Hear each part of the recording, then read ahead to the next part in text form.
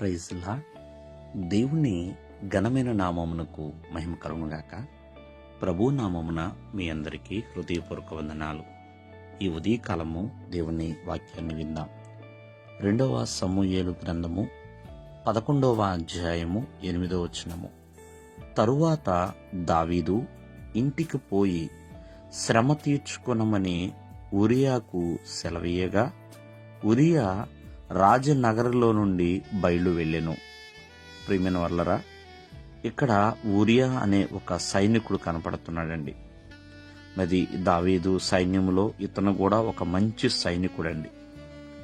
ఊరియా అనగా అర్థము యెహోవా జ్వాల. ప్రియమైన వాళ్ళరా, ఇతడు హిత్తీయుడు.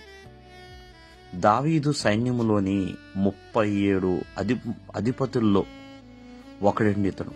పరాక్రమము గల సైనికుడు అని చెప్పటంలో ఏమాత్రము కూడా సందేహము లేదు.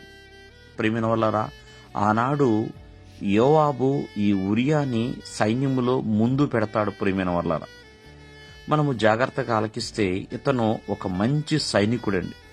ఎందుకంటే సైన్యములో యుద్ధానికి వెళ్ళిన తర్వాత ఏమాత్రము కూడా ఇంటి వైపు చూడని వాడండి ఇతను. ఇంటి వైపు చూడని వాడు.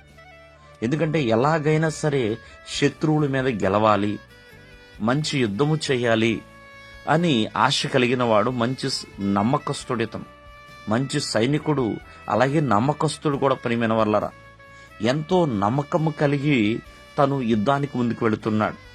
అంతేకాదు ఆశా నిగ్రహము కలిగిన వాడండి. ఏమాత్రము కూడా తనని తాను కోల్పోయేవాడు కాదు. ప్రియమైన వాళ్ళరా, ఎంతో నిగ్రహము కలిగిన వాడు. జారిపోయే వ్యక్తి అయితే కానే కాదు. చూడండి, ఇక్కడ అదే రాయబడుతుంది. ఉరియాని ఇంటికి వెళ్ళమని చెప్పి దావీదు చెప్పినా వెళ్లకుండా అలాగే ఉంటాడండి. ఆ నగరి ద్వారమునే పండుకుంటాడు తప్ప ఏమాత్రము కూడా ప్రియమైన వాళ్ళ ఇంటికి వెళ్లే సాహసం చేయడు. కాబట్టి ఈ ఉరియా గురించి మనము ఈ ఉదయకాలం ముందు ఆలోచన చేస్తే ఇతను ఒక మంచి సైనికుడిగా, నమ్మకస్తుడుగా, ఆశా నిగ్రహము కలిగిన వాడిగా, ప్రియమైన వాళ్ళరా పరాక్రమము కలిగిన సైనికుడిగా ఇతనున్నాడండి. కావున ఆత్మీయ జీవితంలో కూడా ప్రియమైన వాళ్ళరా మరి దేవుని దృష్టికి మంచివారిగానే ఉండాలి.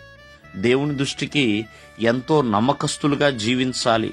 అంతేకాకుండా ప్రభు ఎవరిని వాళ్లే చూడండి, ఆత్మీయ ఫలాలలో ఆశా నిగ్రహం అనే ఫలము కూడా ఉందండి.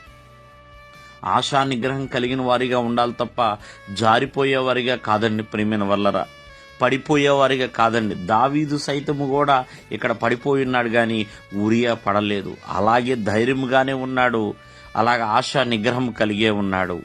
అటువలే జీవిద్దాం. దేవుడు మిమ్మల్ని ఆశీర్వదించును గాక. ఆమేన్.